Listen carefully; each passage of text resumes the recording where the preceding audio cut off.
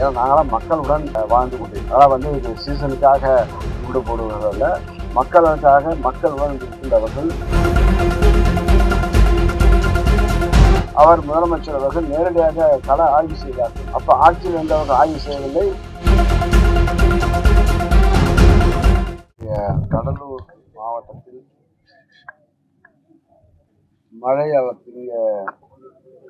மழை பாதிப்பை கண்டறிகின்ற வகையில் இங்கே சர்க்கரைத்துறை கமிஷனர் அன்பழகன் அவர்களும் மாவட்ட ஆட்சியர் அவர்களும் நானும் நேற்றைய தினம் இன்று தினம் இந்த பகுதியில் வெள்ளம் பாதிக்கக்கூடிய பகுதிகளை ஆய்வு செய்த வகையில் முதலமைச்சருடைய தீவிரமான நடவடிக்கை அடிப்படையில் புயல் வருவதை எதிர்கொண்டு மக்கள் பாதிக்காத அளவுக்கு நடவடிக்கை எடுக்க வேண்டும் என்று உத்தரவிட்டு அந்த அடிப்படையில் இந்த பகுதியிலே ஆய்வு செய்து கொண்டிருக்கின்றோம். நேற்றைய தினம் ஆய்வு செய்து மக்களை உஷார்படுத்தி அது பாதுகாப்பான இடத்தில் கொண்டு சென்ற அளவிலாக மழை நம்மளை விட்டுவிட்டு கடலூர் மாவட்டத்தை விட்டுவிட்டு நகர்ந்து விட்டது. அது இயற்கை.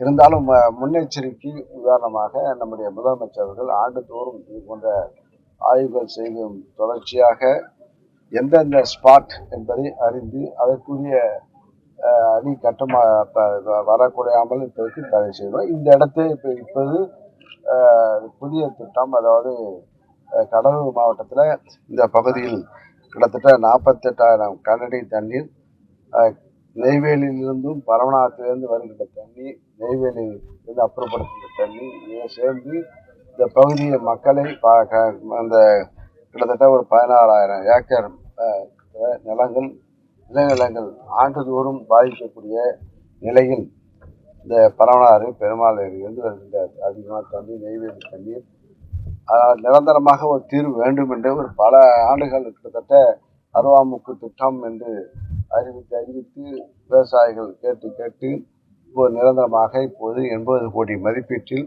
இந்த பணி முதலமைச்சர் அவர்கள் பொறுப்பேற்ற பிறகு இதுக்கு ஆணை வழங்கி இதுக்கு கொடுத்திருக்கிறார்கள்.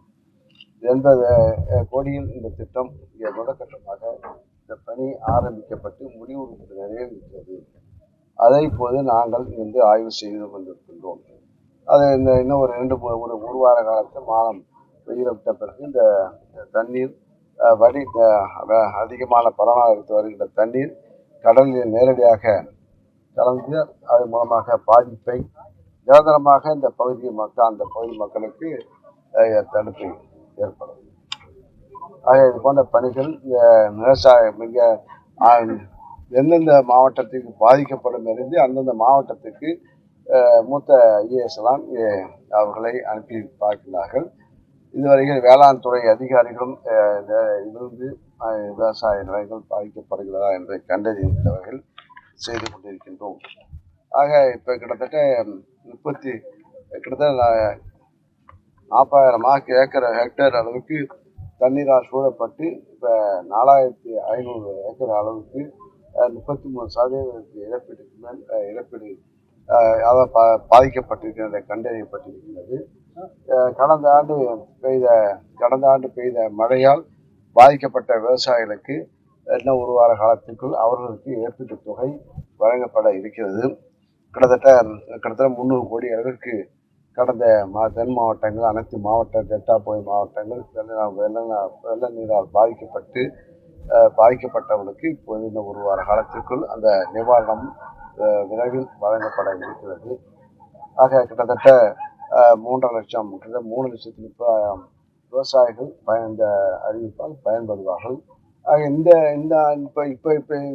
ஆண்டு பெய்த மழைகள் டிசம்பருக்குள் இந்த கணக்கெடுக்கிற பணி முடிவிட்டு அதுக்கு ப்ரொபோசலாம் கொடுக்கப்பட்டு அதுக்குரிய நிவாரணங்கள் முதலமைச்சர்கள் அறிவிப்பார்கள். இந்த பகுதியில் இருக்கிற மீனவர்கள் எல்லாம் பரங்கிப்பேட்டையில தான் இந்த படகுகள்லாம் நிறுத்துறாங்க. இந்த அருவாமூக்கு திட்டம் செயல்படுத்தப்படும் போது இங்க நிறுத்துறதுக்கு கோரிக்கை வைக்கிறாங்க. அது இப்ப நீ தான் சொல்ற. இப்ப அவங்க என்னென்ன கோரிக்கை நாங்கள் இருக்கிற மக்கள் இந்த கிட்டத்தட்ட 50 கிலோமீட்டர் அளவுக்கு கடல் கரை இந்த மாவட்டத்தை இருக்கிறது.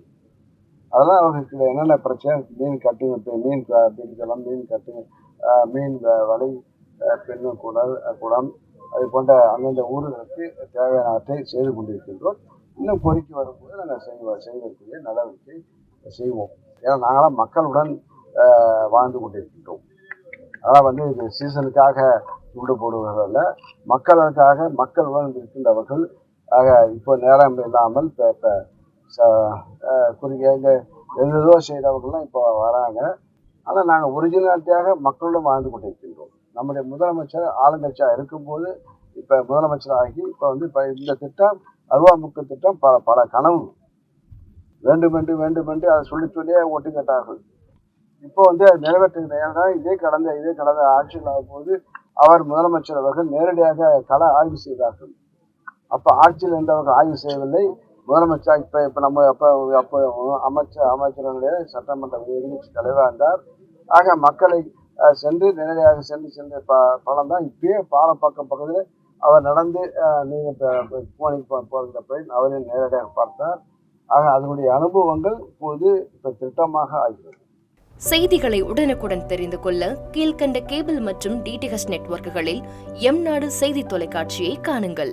பாதகம் செய்பவரை கண்டால் நாம் பயம் கொள்ளலாகாது பாப்பா. மோதி மிதித்து விடு பாப்பா, அவர் முகத்தில் உமிழ்ந்து விடு பாப்பா. அண்மை செய்திகளை உடனுக்குடன் தெரிந்து கொள்ள இணைந்திருங்கள் எம்நாடு தொலைக்காட்சியுடன்.